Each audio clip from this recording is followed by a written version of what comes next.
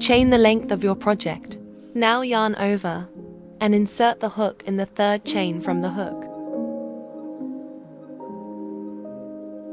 Yarn over and pull through. Now you will have 3 loops on your hook. Yarn over and pull through all 3 loops. One more time. Yarn over and insert the hook. Yarn over and pull through. Yarn over and pull through all 3 loops. And this is it, the half double crochet. Continue to work 1 half double crochet in each chain until the end of the row. And at the end of each row to turn your project, you chain 2.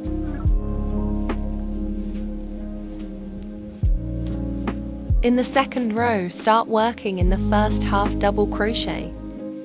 Got any questions? Leave a comment, I'm happy to help. And don't forget to like and subscribe for more crochet stitch tutorials.